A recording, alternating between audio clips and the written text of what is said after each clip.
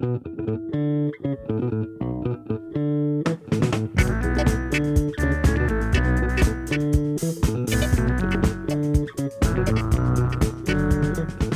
ora, I'm Bonnie Harrison, and welcome to The Details Long Read. This week, a story from New Zealand Geographic's September-October issue called There and Back Again. And no, it's not about hobbits, it's about migration. How do animals know where they're going?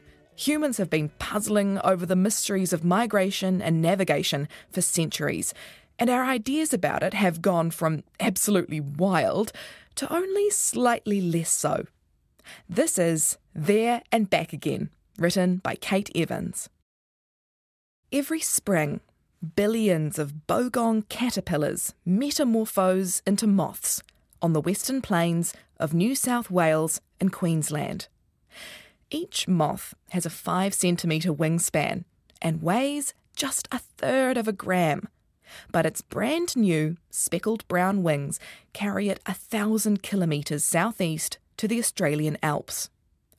The moths spend the baking summers keeping cool in caves and cracks in the mountains, then fly north again in the autumn to breed. For the Aboriginal peoples of the high country, the annual coming of the bogongs has long been an important seasonal marker and a time for feasting. Apparently, they taste like peanut butter. But for scientists such as Eric Warrant, an Australian entomologist at the University of Lund in Sweden, the moth's long-distance migration is an irresistible puzzle. The overarching question is, how the hell do they do this, he says. For centuries, humans have marvelled at the mysterious arrivals and departures of migrating animals. Aristotle declared that redstarts transform into robins in winter, an intuitive suggestion, given the similar-looking redstarts migrate to Africa at a time when robins, which breed farther north, arrive to spend winter in Greece. He also thought eels reproduced asexually, springing fully formed from the mud, an idea medieval Christians latched onto, as that meant the unsexy eels could be safely eaten during Lent. Other ancient European writers theorised that swallows hibernate in the mud in the bottom of lakes, and that cranes fly off to the world's end each winter, where they do battle with people mounted on goats and rams, obviously. Widespread medieval stories held that barnacle geese either grew like fruit on trees or from goose barnacles attached to floating driftwood. And one 17th century English naturalist even proposed that storks flew to the moon in one great flock, a journey of 2 months, he calculated, during which the storks were mostly asleep. Polynesians, on the other hand, were under no such illusions. They followed migrating whales, pigeons, cuckoos and godwits to find new lands, including New Zealand. Recent advances in satellite tracking have shown with unprecedented detail what migrating animals do and where they go. The annual peregrinations of manta rays and humpback whales, the last great journey of an adult eel to its birthplace, and the record-breaking 29,000-kilometre return flights of kuaka, or bar-tailed godwits, from New Zealand to the Yellow Sea to Alaska and back again. It might not be the moon, but it's awe-inspiring nevertheless. And the question of how they do it, how so many different kinds of animals find their way with such precision across vast distances, in the dark, over the seas, tossed by storms, sometimes alone, sometimes never having made the journey before, remains one of the greatest mysteries in biology.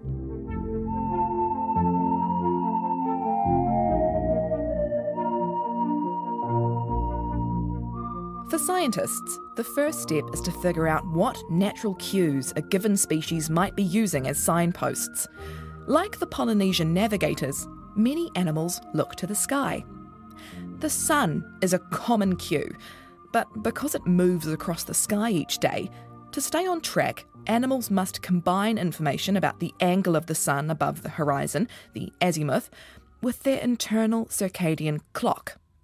Homing pigeons, meadow voles, shearwaters, turtles, lizards, fish larvae and frogs have all been found to use a time-compensated sun compass in this way. Monarch butterflies also rely on such a compass on their annual round trip from the northern United States and Canada to Mexico. The butterflies' circadian clocks are located inside their tiny antennae. When researchers daubed them with black paint or snipped them off, the monarchs could no longer navigate correctly. Other insects use polarized light. As the sun's rays pass through the atmosphere, particles scatter some of them, making them vibrate along a single plane. This polarized light creates a pattern in the sky, even when the sun itself is obscured by clouds or fog. Some humans can actually see highly polarized light under certain conditions. Called Heydinger's brushes, the phenomenon reportedly looks like two bow tie shapes stacked on top of each other to form a blue and yellow cross, with the yellow axis pointing towards the sun. There's been speculation that Vikings used this effect to navigate in open seas on cloudy days. Insect eyes are much better adapted than ours to see these celestial patterns. Dung beetles use polarized light to guide them as they roll dung balls away from poo piles. And when desert ants venture out to scavenge on dead animals, they use a combination of polarized light and step counting, their own internal pedometers, to track their position so they can scurry straight back to their nests out of the heat. What if you're a nocturnal bogong moth, awake when the sun is in bed? The moon is a really hopeless cue, says Warrant. It's not always up, it shifts around, and it varies in brightness. But there's one source of information available to animals on even the darkest, cloudiest night: the geomagnetic field. Almost as old as the Earth itself, it's generated in the planet's core and extends out into space in two huge loops stretching from one magnetic pole to the other. It also acts as a sort of blanket, protecting the planet from cosmic rays and solar wind. To us, the magnetic field is invisible, accessible only via a compass. The needle lines up with the magnetic North Pole. Zebrafinches, turtles and cockroaches are aware of it though.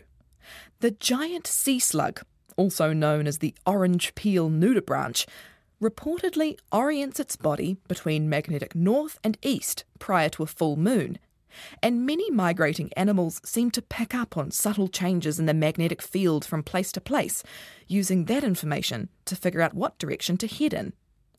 This was Warrant's first thought when he started trying to answer the question of how bogong moths navigate. He and his students devised a series of experiments. The scientists captured migrating moths on a remote hilltop in northwestern New South Wales, glued tungsten rods to their backs, and attached them to tiny tethers inside a tabletop arena the team had carted up the mountain. They then surrounded the arena with magnetic coils to mimic and manipulate the Earth's magnetic field, assuming that if the moths were using it as a primary navigational cue, they would switch their flight direction as the field around them was altered. After 2 years of experiments, we discovered they did not do this, says Warrant. He wanted to kick himself. He'd spent 3 decades researching insect vision, yet had forgotten what excellent eyesight moths have. Subsequent experiments suggested the moths were setting their initial direction using their magnetic sense, but then, like hikers mapping a compass needle onto a distant tree, used visual beacons to guide them onwards. It occurred to Warrant that the Milky Way is an enormously strong visual stimulus.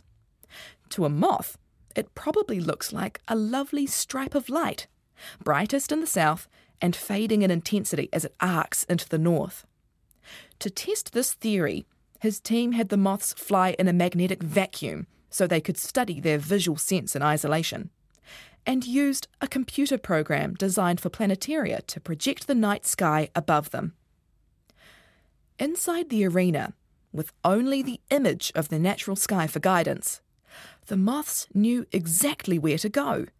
But when the researchers rotated the sky image by 180 degrees, the whole population of bogongs turned and flew in the wrong direction.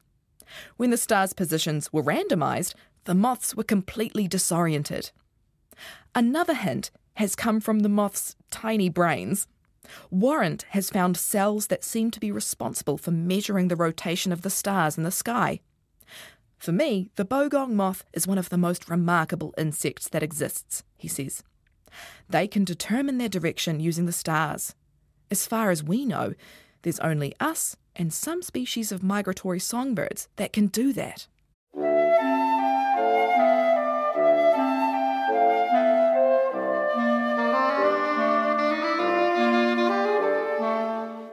One of the difficulties with explaining navigation is that different animals use different methods, and most combine more than one.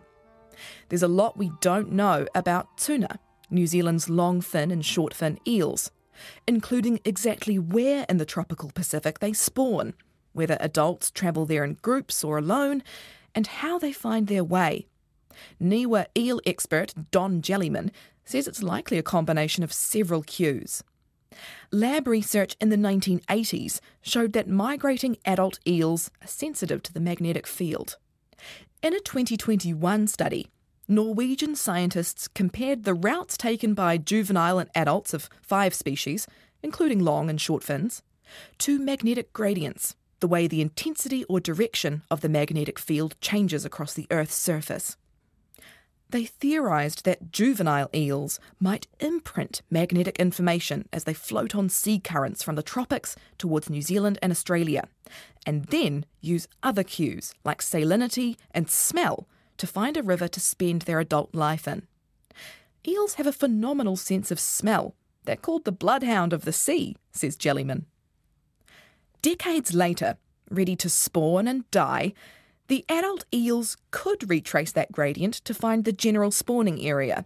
It's not a perfect method, as the Earth's magnetic pole itself shifts by around 10 to 50 kilometres a year, enough to make for significant navigational error over the lifespan of a single eel.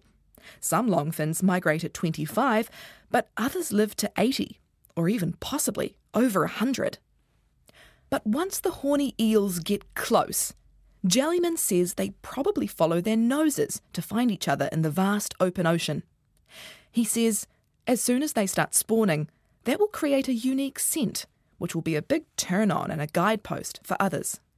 We know even less about how humpback whales navigate from the tropics to the Southern Ocean with such spectacular accuracy each year, says Travis Horton from the University of Canterbury. You can't put a whale in a tabletop arena or experimental tank like you can a bogong moth or eel. They might use magnetic sense. One study showed grey whales were 4 times more likely to strand themselves during solar storms, which send the Earth's magnetic field briefly haywire. Or, Horton suggests, they might be able to sense gravitational gradients, which also vary across the planet. Figuring it all out will be the work of generations of scientists, says Horton. It's so gobsmackingly remarkable to a human that a whale can swim 8,000 kilometres across the open ocean and find the same pile of basalt year after year after year, he says. That's why people get so fired up about it. Even once scientists think they've worked out what cue an animal might be employing, learning exactly how their brains and bodies sense and use it is a whole other question. Magnetic sense, for instance, has been a riddle for eons, says biologist Henrik Moritzen of the University of Oldenburg in Germany. He's originally from Denmark and started birdwatching aged 10. At 15, he observed young desert wheat-eaters wander confused on a Danish beach. The little buff-coloured birds had come from Mongolia and were meant to be flying to India or Africa. He wondered how they'd got so lost and started researching animal navigation mechanisms. I wasn't very impressed with what people knew, so I thought this is something that I would like to figure out, he says. After 3 decades of research requiring collaboration with chemists, ecologists, neurobiologists and quantum physicists, he thinks he's finally getting close to an answer. In the 1960s, scientists discovered that some bacteria contain tiny magnetite crystals that act to orient the single-celled organisms along the lines of the Earth's magnetic field, just like a compass needle. It happens automatically, even when the bacteria are dead. Over the next few decades, various researchers, including retired University of Auckland animal navigation expert Michael Walker, found similar magnetite crystals in the beaks of pigeons, the noses of trout, and the heads of bats. They theorized that these tiny crystals could somehow influence the flow of charged atoms in and out of animals' cells. It's definitely plausible, says Moritzen, but solid evidence remains lacking. And in the tiny night-migrating songbirds he studies, he thinks something even more remarkable is going on. Bar-tailed godwits might be migrational megastars, but they don't make good lab animals. They're too big and too rare. Moritzen's team instead studies tiny European robins and Eurasian blackcaps, some of which migrate from northern Europe to the Mediterranean and Africa, using the stars, the setting sun, and the magnetic field to show them the way. They always fly at night, but outside of the migration season, they sleep instead. In a simple lab experiment, Moritzen's team put the birds in a special funnel lined with scratch-sensitive paper. At night, when the birds felt the restless call to migrate, they started jumping around in the direction of Africa, leaving scratch marks on the side of the funnel. The researchers could then alter all sorts of variables, the light, the magnetic field, and observe how they influenced the birds' behaviour. Another team of scientists discovered that under red and yellow light, the birds would jump around as usual, but in random directions. They could only use their magnetic compass in blue, turquoise, and green light. What could magnetic sense have to do with vision? This was a strange and significant finding that eventually led biologists to quantum mechanics, a theory of physics that describes the physical properties of nature at the scale of molecules and atoms. In the 1970s, says Moritzen, there was a genius physicist called Klaus Schulten, one of those theoretical physicists that just understands things that normal human beings do not. Schulten proposed that a migrating bird's compass relies on unstable, spinning pairs of molecules called radical pairs, which are sensitive to both light and to minute fluctuations in the Earth's magnetic field. These molecules, he thought, could determine the fate of chemical reactions in the bird's cells, providing a signal that helps them to orientate. The only molecule known to form such pairs is called cryptochrome, a protein located in the eyes of birds and fish and reptiles that helps control the circadian clock. Moritzen spent 14 years trying to make a complete cryptochrome molecule from the DNA of blackcaps in the lab. And when at last he did, he and colleagues at the University of Oxford showed it behaved just as the quantum theory predicted it would, and was in fact magnetically sensitive. The team also looked at the birds' brains and found that the visual part lit up when the animals were using their magnetic sense. When they were blindfolded with tiny black cloths, they could neither see nor navigate. Further experiments are needed, but Moritzen's convinced that these night-migrating songbirds, at least, are detecting the Earth's magnetic field with the cryptochromes in their eyes, and can maybe even see it. It's hard to picture what these magnetic maps might look like. Birds already see the world in many more colours than we do. The magnetic sense might appear like a kind of shading over the top of the visual field. Or it could be something completely different that's beyond our limited human imagination, says Moritzen. We have no idea exactly how they see it, and we never will, I think, because we will not be a bird, he says. Unsolved questions drive science onwards.